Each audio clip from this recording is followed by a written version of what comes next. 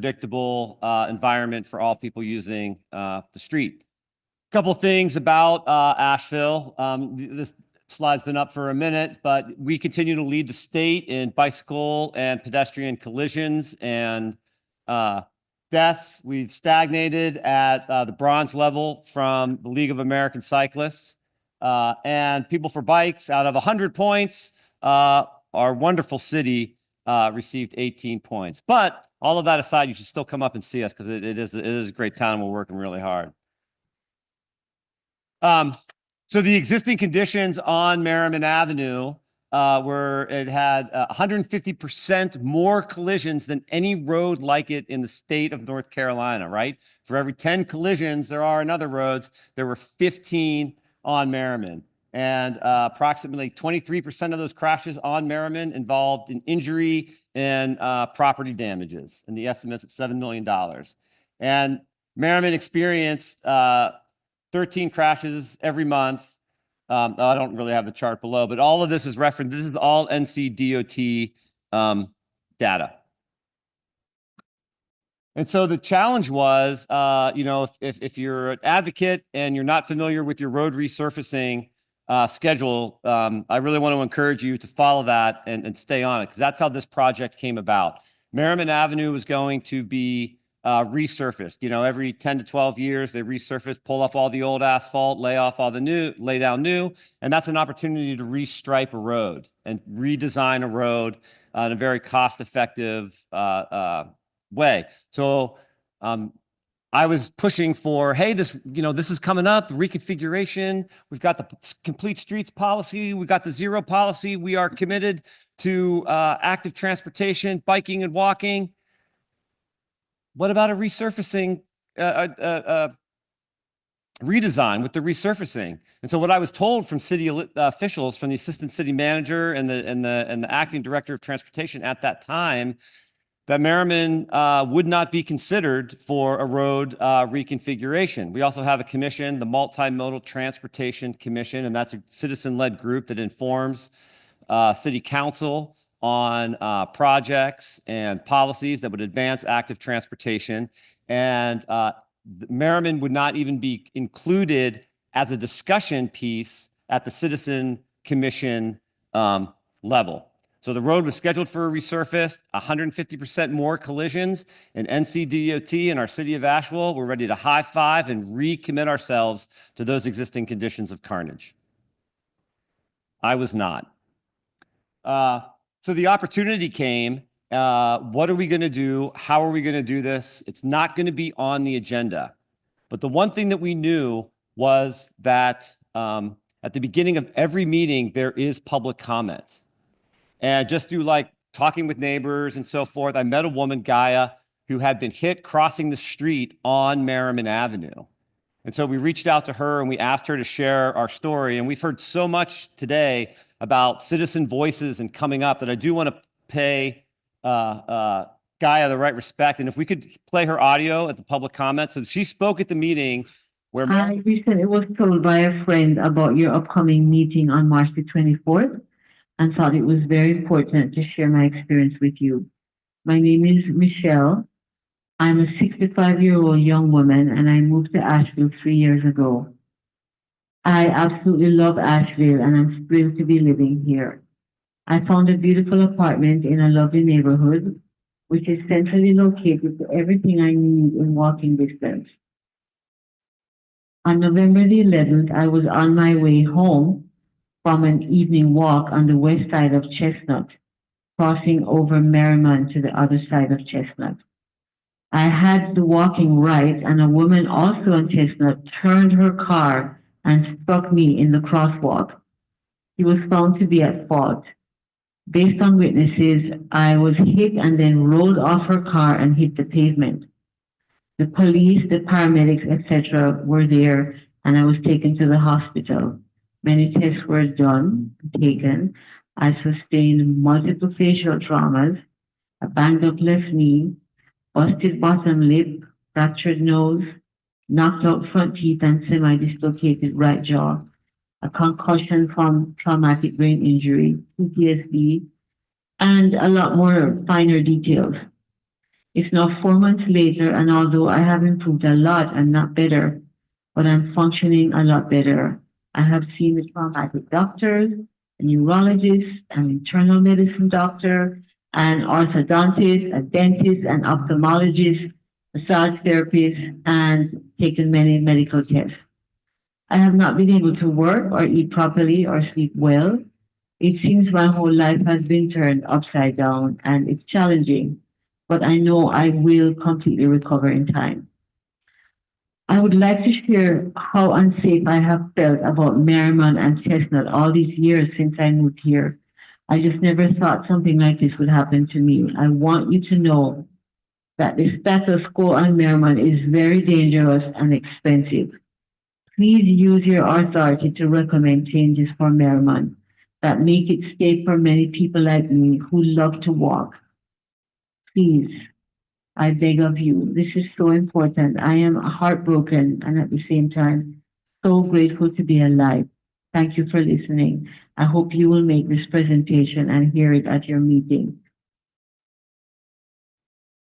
So that was Gaia's public comment at the beginning of a meeting on the agenda where the consideration of the road diet was not going to be considered. So it was the COVID, and here's the meeting. Some of my friends and colleagues will be very disappointed I took the screenshot, but I had to put it together, right? And one of the things that I really want to, the thing I want to point out is that Merriman Avenue was discussed for nearly an hour, 57 minutes of that meeting. If you see the circle. Again, it was not on the agenda, but the commissioner or the multimodal transportation members were like, why isn't this happening? How come we're not discussing this? What's going on? So in about the hour, the assistant city manager got on the call. The person who was keeping Merriman from being discussed and said, hey, I've been listening to this and I think we ought to get a special work group with members of the multimodal and DOT, and let's see if we can get something that will be safer. That was the beginning of the Merriman Road reconfiguration project. One person coming out with public comment. And so I pointed out to everyone, well, here are all the existing city policies, the regional policies, the federal highways and NCDOT policies that align to considering a road reconfiguration, because now we had some traction and we could point directly to the policies. We paid for to have this Merriman Avenue road study done, and we sent it out to the press and all the elected officials and got a smaller copy. Made social media slides and just got it out to the public about safety, thinking about, can we do something that is a safer, right? I'm not talking about bike lanes right now, right? We're talking about Gaia's experience and existing policies. DOT then published all of the data about Merriman Avenue and the collisions. And again, they had this data and were prepared not to consider a reconfiguration, ready to commit to these existing conditions again. So we put together a Merriman Avenue survey guidance. We know that like people are busy. You might want it to be safer. You don't quite know what the next steps are, how to answer the questions, so forth and so forth. So Asheville on Bikes, we went out in the public and we got community leaders and people in the neighborhood, and we really talked to them. And most people really wanted the walkability. They wanted a calmer street to walk around. And it got moving and it got very popular and it passed and it started to move forward. And as soon as it did, boom, the opposition came out, and all of the opposition in all the ways that we heard today. I knew nothing about this. This is a business corridor. This is a US highway. We don't need people biking and walking. And so my thing to advocates and even people who are pushing projects forward is, look, there's going to be pushbacks and challenges, and you have to just push right through that.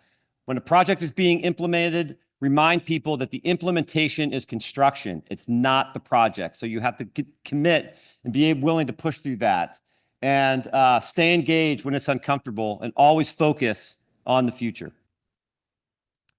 And 1 year later, now that it's in, total collisions down 23%, collisions with injury 30, frontal collisions 55, the use of cycling all of the good things. It's happening. This project just got nominated for a Moby Award, which is a distinguished award in transportation. The other thing that we have to do is invite people to come and participate. Because when you have a hostile environment and you change it, there has to be sort of like, well, come back to it, try it again. So if you're in Asheville on October 26th, come ride the Pumpkin Peddler. And one of the things that we do is we route the ride right up the road reconfiguration as a way of reintroducing it to people. And we also put we have like 2 different routes, a long route and a short route. The short route turns right and that goes across Merriman because a lot of people still are uncomfortable doing it. But a percentage of those people are going to watch people go up Merriman as they're going across and think, oh, maybe next year, maybe me later. And so welcoming people back. And here it is. This is what it looks like at one of our events. It's a much calmer, cooler place, and there's more bikes and more walking than ever. And the last bit, as you can see here, we're talking about College and Patton Complete Streets project. We always say success leaves clues. So as soon as you get one thing done, use that momentum and go right into the next project, the next complete street, and keep going and going and going. Unfortunately, this is the intersection where Gaia was hit. And just last Saturday, I got this text at like 6 o'clock at night that another pedestrian. So the work is not always done when it's done, and we have to go back and be fully committed to moving good things forward. I'm Mike Sewell, Executive Director of Asheville on Bikes. There's my email. I'd love to talk to you tonight. And if I don't, you can send me an email, and let's build a great state to walk and bike in. Thank you very much.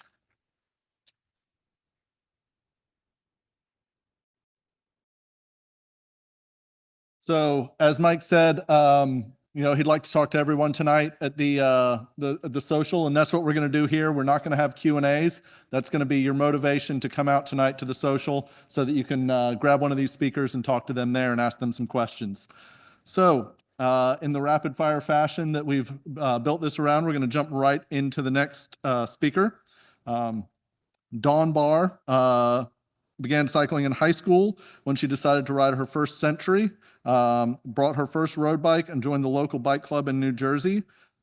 Her tendency to tinker led her to a couple of bike mechanic jobs and a lot of component upgrades. She enjoys riding on the open road and new places. Her and her husband moved to Hendersonville, North Carolina in 2020, and now both retired, are riding more than ever. In my talks with Dawn over the last week or two, getting the order of the agenda lined up and getting our presentations in. It was difficult to catch base with her because as president of the Blue Ridge Bicycle Club, she rode the Blue Ridge Parkway from start to finish just the last few weeks. So if you are interested in things like that, find her tonight and talk to her about that. But tonight this afternoon, she's going to be talking about the Ecusta Trail. She'll tell you more about it than I could, but it's a big win for Western North Carolina. Dawn Barr. Thank you, Oliver. So I want to talk to you about the Ecusta Trail. And as Oliver just said, I am president of the Blue Ridge Bicycle Club. We partnered with friends of Ecusta Trail, and they did all the hardworking work on this. And I wasn't able to, they weren't able to attend, so I'm here representing them. And as the club, we support them and do a lot of work with them. So I'm going to tell you their story and what happened to get the Ecusta Trail in place. So one of the things here, I'll start off with a little background. The history here is it took over 20 years from when you see there in 2002, the Ecusta paper mill closed and the railroad was no longer in use. So this is a rail to trail story that we're doing between Hendersonville and Brevard in Western North Carolina. And it took 20 years before we got to the point where we are today. And getting ready. We're actually doing construction now. And I'll talk a little bit more about what happened in that 20 years and how we got to where we are today. But in staying on the positive note, I wanted to cover our current status and where we are today. So in that 20 years has led up to this. We began construction on the first 6-mile segment. So the trail is going to be built in phases. And so phase 1 is a 6-mile segment from Hendersonville to Horseshoe. It is going to be paved, a multi-use path, and it is on schedule, in fact, on schedule and scheduled to complete ahead of schedule in December of this year. So we're very excited about that. They're doing the paving right now, weather permitting. We'll stay on track with that. And all the funding for construction, as you see down here in the bottom, has been received, and they are in the design and planning for the other phases. So this crosses 2 counties. And the work is basically, we're going to meet in the middle as we go through. So Henderson County has a few more miles to do. The remaining 5 miles will be finished in mid 2025. And then Transylvania County is doing their design, and they are planning to finish by the end of 2027. So after all of that 20 years of working on this, this is coming together very fast. Just another footnote there at the bottom, the paved trail in Hendersonville in the city is 14 feet wide, which is really nice. And then it'll be 12 feet wide all the way through into Transylvania County and to Brevard. So this is where we are today, big steps. How did we get there? And it took 20 years. There was a lot of advocacy to get us ready for this. And one of the things, the Friends of Ecusta Trail, it was the key here is there's a small group of people that drove this for that 20 years and was persistent with it, because there were so many different groups involved in this and trying to get everybody tied into it and keep pushing forward with it. The key here was the Friends of Ecusta Trail. And driving and making this happen and keep asking the questions and stay in front of people and get as many people involved. One of the early things that they did back in 2012 was get a feasibility and economic impact study done. The various communities along the trail participated in it. They got some federal funding for this. They did that economic impact study because this railroad, the Ecusta paper mill, provided jobs in the railroad. They wanted to have more manufacturing or something that would be able to use that railroad. The railroad company tried to find more people to come out there. So in order to convert this over and win over everybody in the communities along there is there going to be an economic benefit? And there is. If you've seen all the studies where you go rails to trails and have those set up, we did one of those studies back in 2012. We were getting started with that to show that we would have the economic benefit and bring in quality of life along the trail and in our communities. I have a video here. I'm not going to play it right now because I'm just in sake of time, but it talks about, this video was done in 2018, 2019, when we were just getting started, and it talks about all these things that I've gone through. We have 2 other trails that are close to us, the Swamp Rabbit Trail in South Carolina and the Virginia Creeper Trail. And these 2 trails had gone in before ours, and they went through a lot of the same struggles, their rails to trails, and how they built those in the communities, and what type of advocacy and what type of community involvement they went through, and the success that they had. And we used this video to help with our fundraising and to get backing for the trail, for the Ecusta Trail. And it's a great video to watch. It's about 5 minutes long. There are different partners. One of the key is to start out with is our partners were all of the communities. This trail is 19 miles long. It goes through 2 counties and all the communities listed here. We had to work up through NCDOT and through our regional Land to Sky Regional Council, go through all levels and all communities and get them involved and get their input and get their buyback and stay in front of them.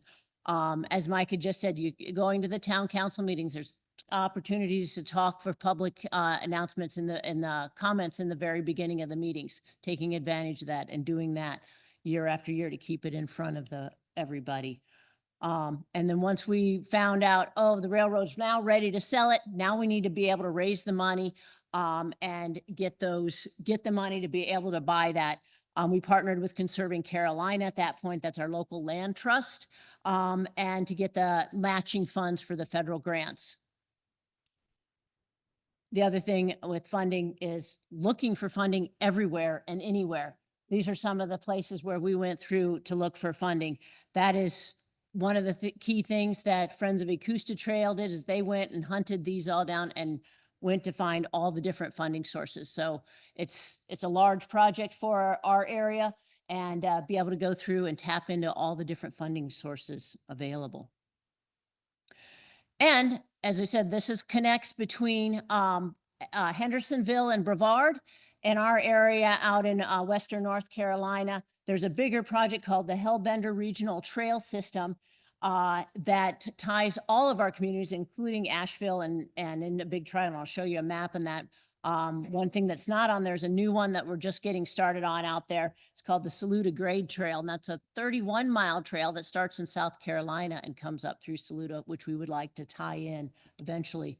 So this, the light orange at the bottom, is the Ecusta Trail that we're putting in now. And the other trails in the Hellbender system up top ties into Asheville. We've got Hendersonville, Brevard, and we want to be able to spread out and go further east and further west over to Waynesville and put all these trails in there. Some smaller trails and pieces in place. And the concept here with the Hellbender system is to tie them all together. And the Ecusta Trail is a big win on this to get these two southern communities tied together.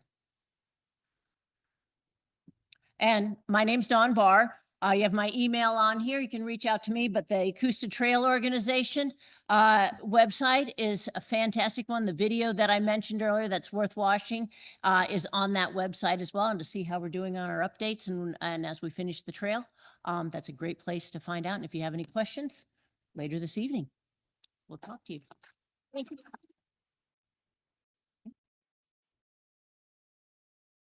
All right. Thank you very much, Dawn. Rolling right along. Our next success story is going to be Three-Wheel Therapy. Nicole Kohler is their co-founder and executive director and a licensed recreational therapist. Nicole is the most passionate about accessibility and inclusion.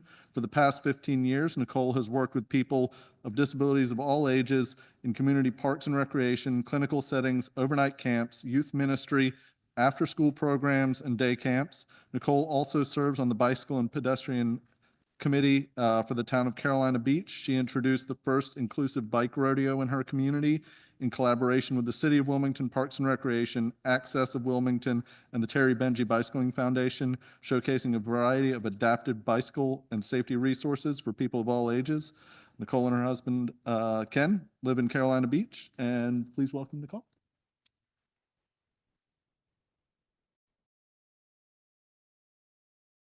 Thank you. I'm excited to be here and to share with you about Three-Wheel Therapy. But I know that our success is only because of the success of the people that we serve. So I want to first introduce you to Joanna. Joanna is, we met at the day program that she participates in, and she uses a power wheelchair and is quadriplegic. And at age 49, Joanna had never ridden a bike in her life before this photo was taken. But on this day, we were able to ride around the lake that's directly across from the day program that she goes to 5 days a week. So she got a view that she never gets to see. And she giggled and we talked. And then she asked, when are you coming back? She also asked if we could come back for her birthday so she could have a birthday ride, which we just did last week. And it was a blast. But this story is not possible without Three-Wheel Therapy providing her very first bike ride. So let me tell you a little bit about that. Three-Wheel Therapy is a nonprofit organization based in Carolina Beach, and we use adaptive tricycles to provide rides to anyone who can't ride a traditional bicycle. We are passionate about accessibility and inclusion, and so that means we do everything we can to reduce barriers to participate. So this is how we do that. First of all, adaptive equipment is expensive, and the financial burden of medications, expensive therapies, and mobility devices is already a lot for our riders. So our rides are always free. And we also provide we provide this as a service. So there's no rental or need to purchase expensive equipment. And we maintain and store the trikes as well as transport them to different sites. So that's another barrier that's reduced. And our volunteers do all the pedaling. So essentially we do all the work. We started in 2022 and we modeled after a program called Healing Rides in Central Illinois. After a lot of research though, I found there were about 7 other organizations just like us in the country. And one in particular, Portland Wheelers up in Portland, Maine, has been a great mentor to us. They provided a lot of education and knowledge and resources for us as we continue to grow. Just a few months ago, we registered in the state of Ohio, and we will be launching rides in the spring in the Akron area. So we're growing quickly. Now, being in a room full of bike people, I know you want to know about the bike. So this is the Van Ram Au Pair Adaptive Trike. We have 2 of them. We've also ordered 2 that will be shipped to the Ohio area soon. And it is manufactured in the Netherlands and then shipped to a dealer in the US. So we purchased from a dealer in Rhode Island. It is pedal assist, and it has 2 very heavy, long-lasting batteries, which you can't see in that picture, but I know you'll probably see in some other photos. And after a lot of research, again, we found that this was just the best vehicle, if you will, for our purposes. It was the best piece of equipment for all of its adaptive features. So that's why we went with the Van Ram Au Pair. My brother likes to build and ride motorcycles, and he always says that sometimes he just needs some 2-wheel therapy. Maybe you've used that term before. And so that's where the name 3-wheel therapy comes from. It's the same concept of getting those therapeutic benefits of being in nature and riding, but we have 3 wheels instead of 2. So a little bit about our riders. They're people of all ages and abilities. Our youngest rider has been 5, and our oldest was 94 this year. And many of our riders do need assistance to get into the front seat, whether they use a wheelchair or walker. But about half of our riders can walk right up to the front seat and get in independently. So mobility is not the only factor. Some of our riders have loss of balance or coordination due to a brain injury or stroke or illness. We also have individuals who have limb loss or maybe lack coordination to ride a bike or just scared. So a variety of individuals that we provide rides for. We do ride monthly at nursing homes and day programs in senior centers, but we also provide rides to individuals and families. And again, we ride at those facilities once a month or twice a month, but individuals, it's just as needed. And for some, they regularly schedule at least twice a month. So I want to tell you about another one of our riders, John. We provided a ride for John on the Island Greenway in Carolina Beach. It's a beautiful path to ride. And John was an avid cyclist. He's ridden thousands of miles. He coordinated and volunteered for many large-scale community rides with Cape Fear cyclists in Wilmington. And he also rode the entire West Coast with 2 of his friends. And his friends approached me and said, would you be willing to provide a ride for John after his health had declined a bit and he was entering hospice care? So, of course, we did that. And on the day of this ride, 9 of his ride buddies showed up, Cape Fear cyclists, to ride this very slow pace, probably slow for them, ride on the Island Greenway. At this point, so you can see that those are all of his cyclist friends. At this point, I had probably done about 200 rides with 3-wheel therapy, but this is the first one I cried at because this is really what the intended purpose is for what we do. And it's because John knows the impact of what the experience of riding a bike in nature is with his friends. And now when he can't pedal himself, we were able to step in and provide that experience for him. So for all my data-driven folks, I included a little bit of data. I wanted to share some numbers with you. We started our first ride on June 17th of last year for a little guy named Dax. And in January, we received a grant from the Christopher Reeves Foundation to purchase a second trike and a trailer. And so we fully expected that we would double our numbers with 2 trikes. But as you can see from the graph, when we thought we were busy in October, we tripled those numbers in May. And that is just largely due to more ride requests, partnering with new facilities, and then also some of our sites asking us to come multiple times. So hopefully that means they're having a good time. Also, I'm sorry, I missed, I got to go back. So sorry. Also, while we know that the data is important for grants and shareholders and donors, and really just to show our growth over time, we feel that this is not the greatest measure of our success. We believe that our success is in the stories of the people in the front seat. And so that looks like laughter and enjoyment, communication and socialization, or just being very alert to nature. The rider in this photo, we rode with her parents to Hickory Beach, and Mom, after about 15 minutes, noticed that there was no self-injurious behaviors. And she was really surprised that Kristen hadn't been headbanging or hitting. And that's just the experience that she was getting on the bike. So all it took was a bike ride to see that short improvement. We also ride with individuals who have autism, who often are very anxious before getting on the bike. We see a lot of hand flapping, stimming, maybe loud noises, and they're just anxious bodies getting into the trike. And then we put on a helmet, and that's another sensory stimulation that might cause some anxiety. But as we start moving on the trike, the entire body just calms down, and it's quiet and enjoyable. I failed to mention that this happens very often to one of our volunteers who was pedaling the trike. And I was riding alongside him, and he said, "Nicole, would you do like a well check for me? Because I just noticed that the energy has completely changed." And he was concerned about her. And I rode up a little bit, and she was just smiling. So her energy had gone from anxious and worried to just calm and relaxed, because all of the sensory input that she needed she was getting from the environment and from the movement of the trike. So it really is therapeutic. The staff at nursing homes have shared with us that mood improves on the days that we come. They also see individuals who are typically isolated in their rooms now outside with their peers enjoying recreation.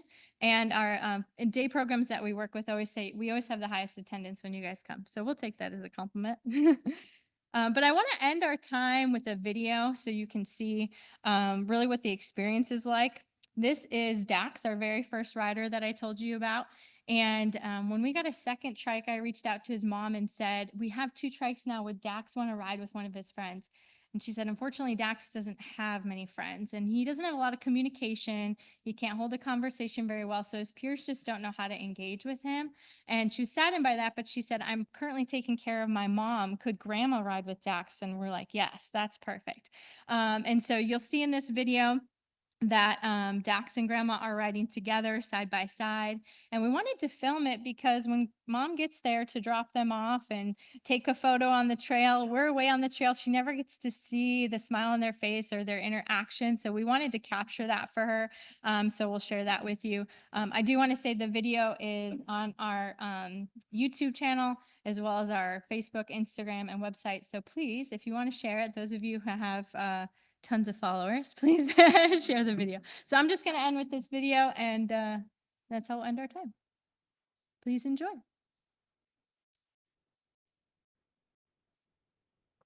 Today we're riding with Dax, who's a 10-year-old, and his grandma. It's the first time they've ridden together. I don't even know the last time that she might have ridden a bike. It's providing an opportunity to enjoy a bike ride if you couldn't otherwise do so. Get outside and get together. And it's very special for him.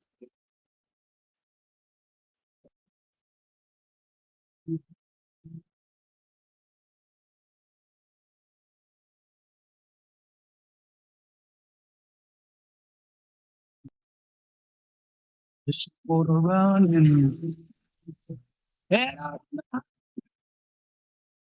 looking for adventure and whatever comes our way. Yeah, so we can have fun.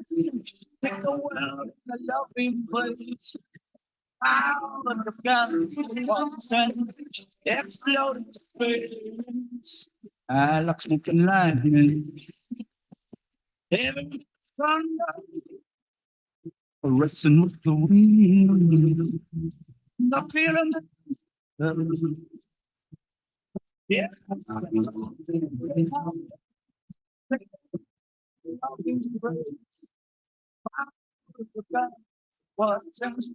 Explode in space, like a true time. We were born for a while.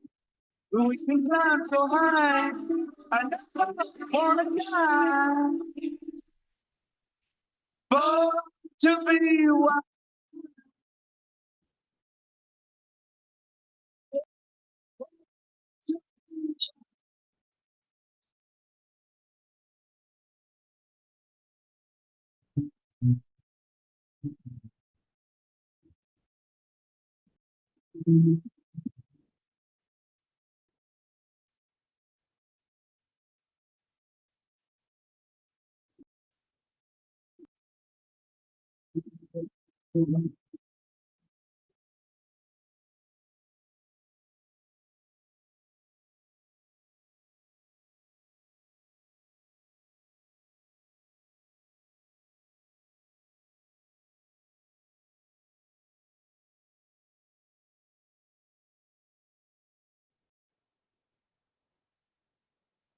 I will say there was one cancellation that we had to have. Unfortunately, Major Taylor Cycling Club, Jeanette Richardson, who was going to speak today, came down with COVID. Got a message from her last night, so they're not going to be able to be here today. But hopefully, we'll get them to share their story next year at the following summit. But the next group that we have, we're really excited to have because it really shows us that the future is bright, and that is the organization is Habitat Fairview, in particular the Youth in Action interns. In this presentation, the youth interns from Fairview Youth in Action program will share how they identified barriers to active living in their community and then advocated for and won changes to address those barriers. Please welcome, I've got some names. This is Edith De Jesus Sanchez, Jessica Colon Diaz, Melanie Hernandez Garcia, Stephanie Montana Cancino, and Nicole Bocanegra.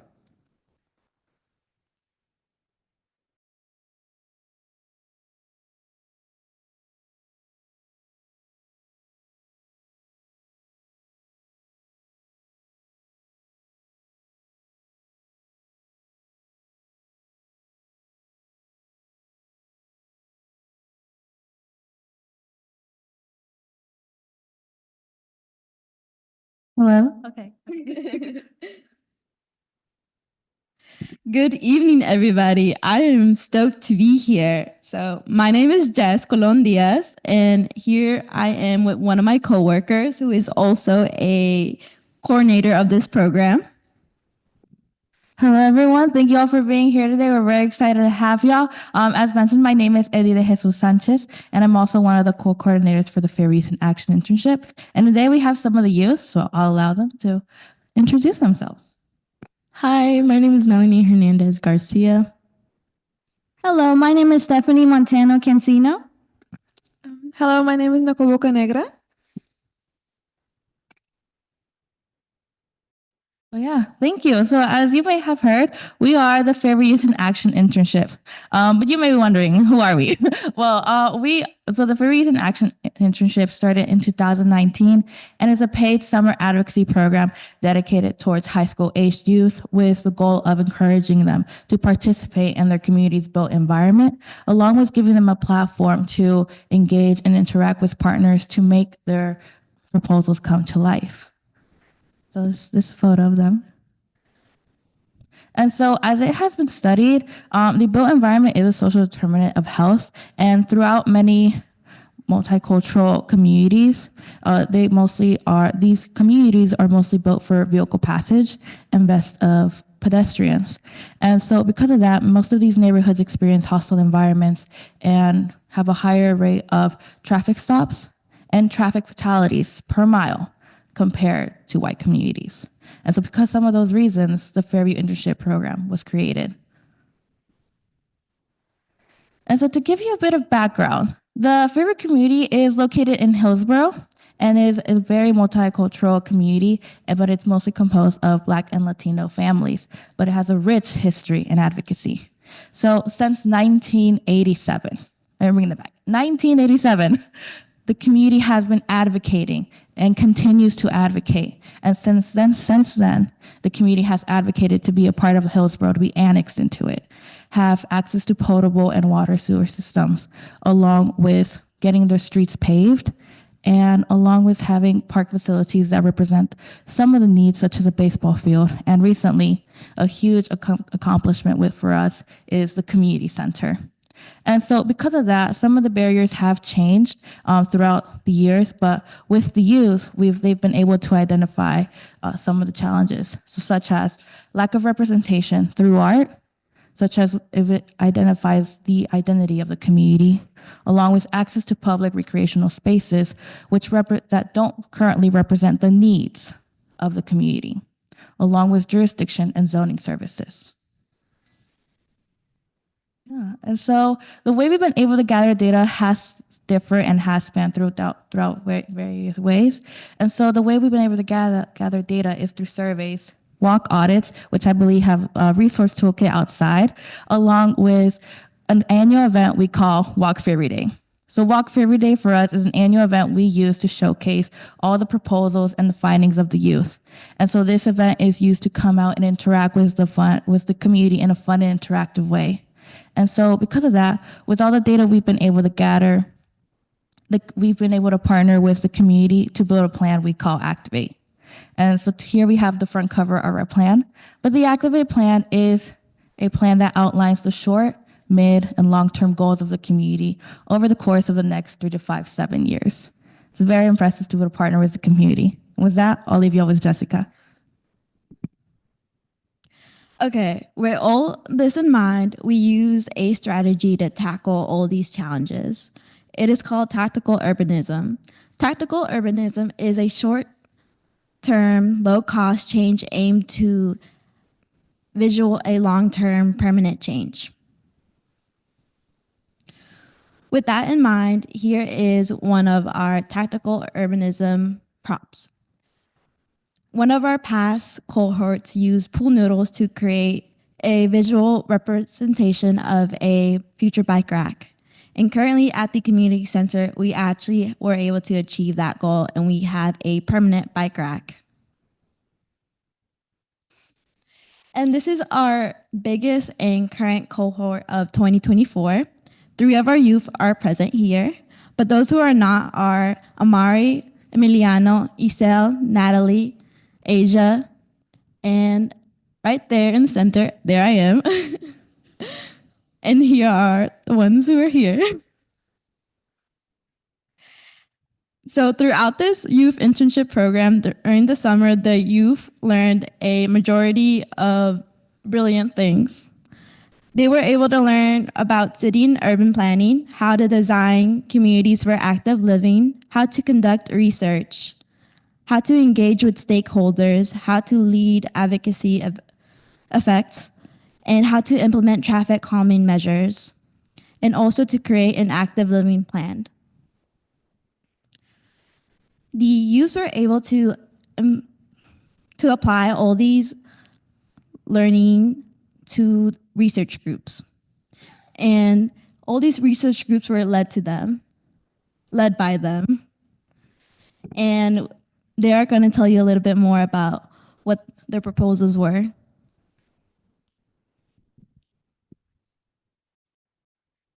To start off, I'd like to leave everyone with a question to think about. Have you or someone you know ever felt unsafe trying to walk in your own neighborhood?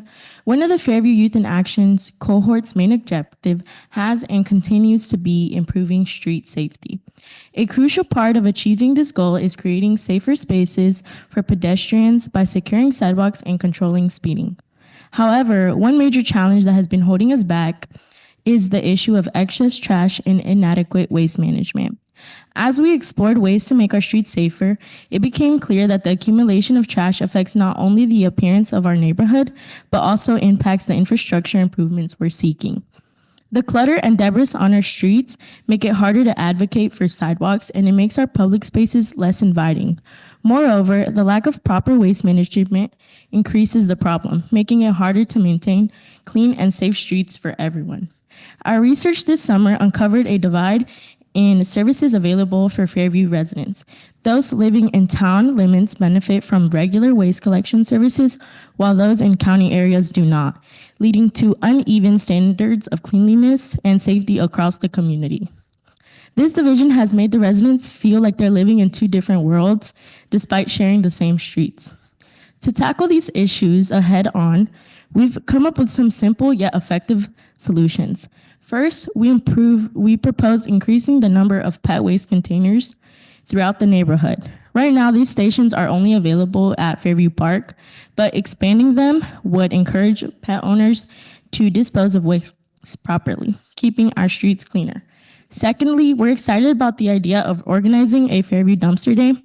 On this day, we would provide large communal dumpsters for residents to dispose of bulky items, things like old sofas, mattresses, or broken furniture for free.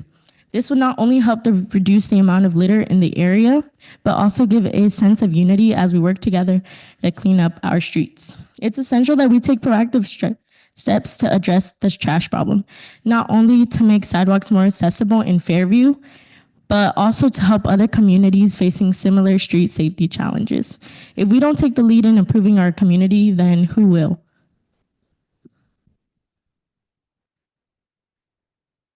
Okay, hello everyone. To start off, the Fairview community has its very own community center, known as the Dorothy Johnson Community Center. Let me give you a little bit of a history rundown. First off, it started off as a police substation and a community center, but unfortunately it got taken over completely by the police, and its use as a community center completely faded away. In 2021, we thankfully have been able to repurpose the community center as a community center again. And the community center's purpose and mission is to improve inclusivity and encourage residents to get together for events, clubs, activities, and resources. We need our community to reflect the multicultural background the residents through improvement and advocacy, which we plan to support. Our community center has already seen success in serving Fairview residents, but we would like to continue to push for a sense of identity in Fairview through a mural, for example. It could represent our background in Fairview, and it supports inclusivity and all the races that we see in Fairview. We want to push for reflection of our unique roots in Fairview because of the stigma that we have unfortunately received.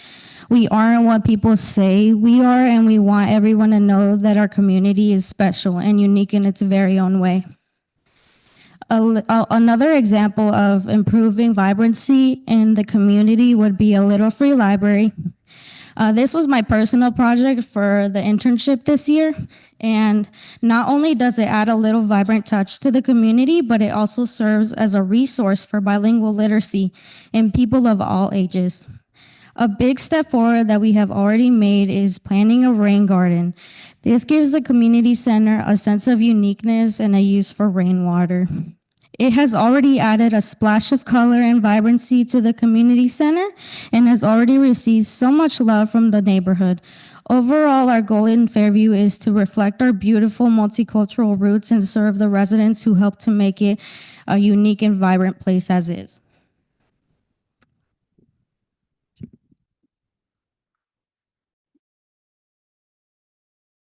To start off, who here likes to go to the park? Well, like you all, people in the Fairview community enjoy the park. Almost every day, there are people of every age group taking over almost every aspect of the park, but two. The tennis courts and the baseball field. Although the tennis courts are always occupied, they're not occupied by the Fairview residents, but by residents outside of the neighborhood. Although we enjoy having people to share this community with, we don't like it when they reserve it and essentially don't allow residents the opportunity to enjoy playing tennis. The baseball field in itself is rarely used. Although many residents do like baseball, soccer overpowers the popularity in this neighborhood.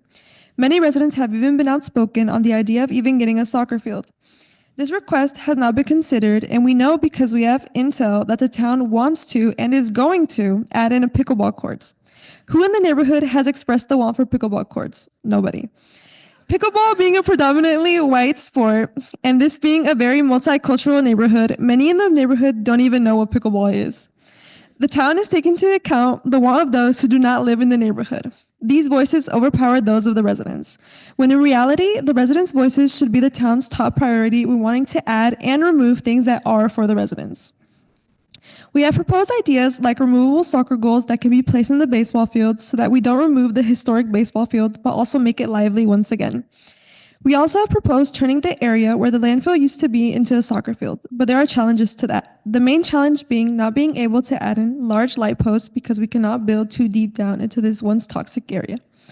Overall, we want the park to become a more inclusive area where everyone can enjoy themselves and have fun.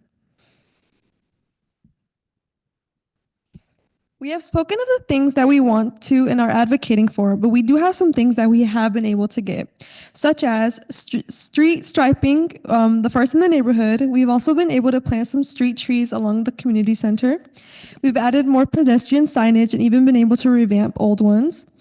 We've made public space improvements for accessibility, one being wheelchair ramps outside of the bathrooms in the community center. added picnic tables outside of the community center, a bike rack installed outside of the community center, improved street lighting around the neighborhood, added a rain garden outside of the community center.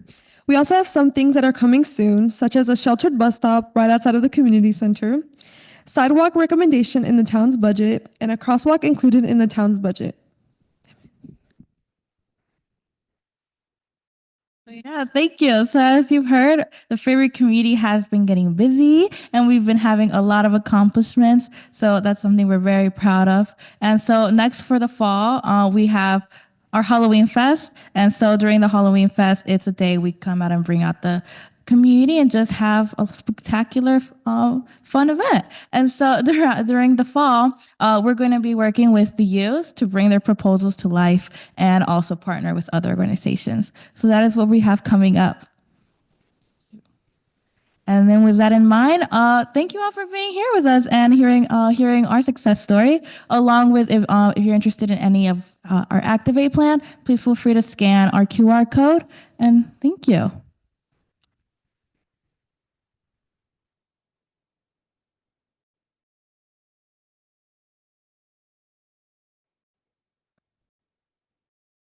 All right, I'm gonna make sure that gets left up for a minute because, like I said, that's a truly remarkable talk that you guys gave. It's, you know, if you're not inspired by, you know, the future generation by that, I don't know what will. That's, you know, to get that level of engagement by young people is really fantastic, and we can hope that we can find and engage young people in all communities to do the same thing.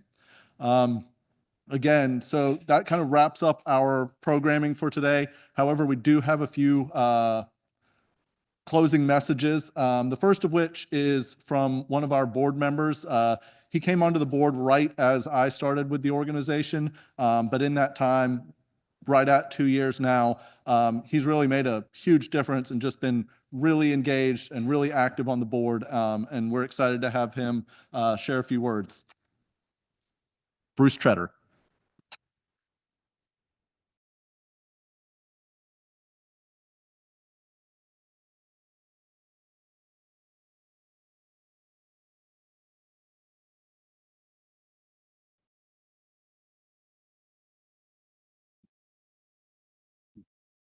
Okay, there you go. Okay, I'm Bruce Treader. I'm from Hickory, and I'm going to make this almost like a movie, nice and quick. So next year, this is kind of like the end of the Olympics, where they go, this was in this country, now we're going to the next country. I don't have the Hickory flag with me, but, well, you can take my shirt. All right, so why Hickory next year? We've got a great city, but we do have some problems. We are not any golden child. So right here, I don't know how many of you are familiar with the People for Bikes City Survey, but this year, 2024, the People for Bikes, do you all know People for Bikes? So a national advocacy, cycling advocacy organization. They surveyed 2,300 US cities. Hickory came in 2154. So that is not great. You have the scoring goes from 0 to 100. We scored 7, and you can see some other figures there. You know where we came in our region and where we came in the state. So 41 out of 45 cities in North Carolina. And then you can see we've been consistently low, so scoring between 6 and 7 since 2019. Not high. Now, we have a lot of recent notoriety. U.S. News and World Report and other magazines have listed us as an advantageous city to live in for affordability and for other reasons. So with that, what happens?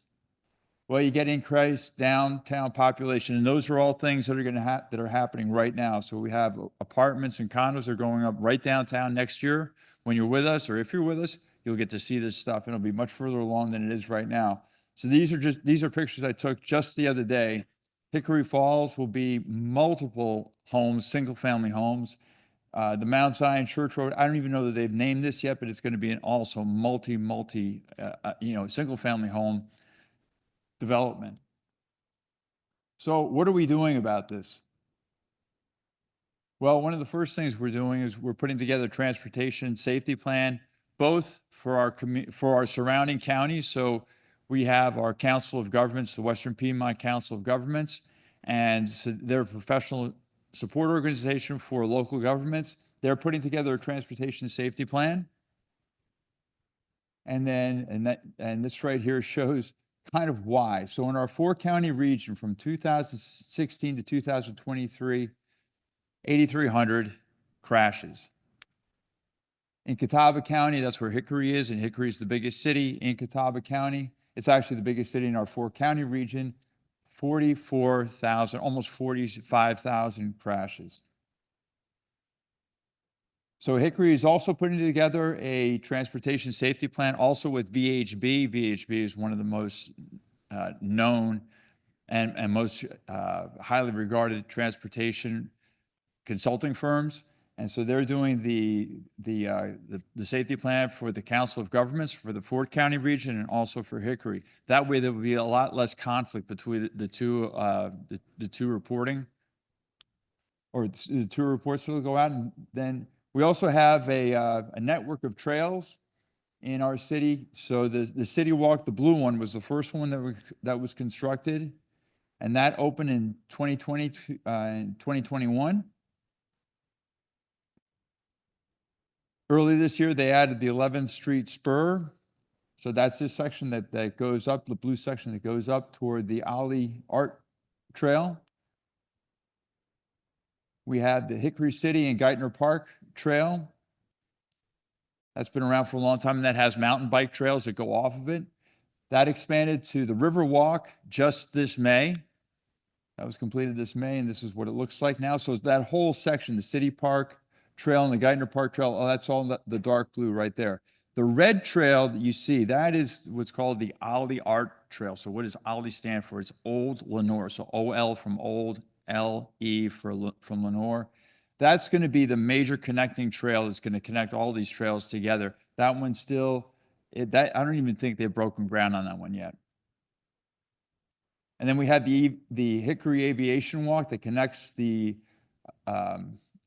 Riverwalk Trail to the airport, and that just opened this July.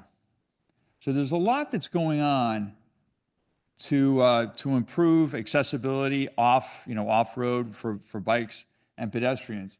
Then we have the Hickory Ridgeview Walk, and this one is our newest one, and that's the Gold Trail down there that connects to a historic region of our town. It's also a disadvantaged portion of our town, and that is nearly done. Then another program that we're going to initiate very soon is a community and business-led Safe Streets for All effort. So you've seen the crash data. It's only going like this, right? Straight up. There's no curve. It's going straight up. And even our police have said that the crashes this year are off the charts. So clearly we have a problem that we need to address. This Safe Streets for All effort will be a community and business-led effort to supplement the current rules, regulations, and enforcement policies that are already in place. But we're still doing this. So it's about how can we bend the curve and how can we improve individual responsibility and mutual accountability. And a lot of what we've learned today, like about culture change, is what we're going to try to apply in our city. So, but next year when you come to Hickory, this should be in place.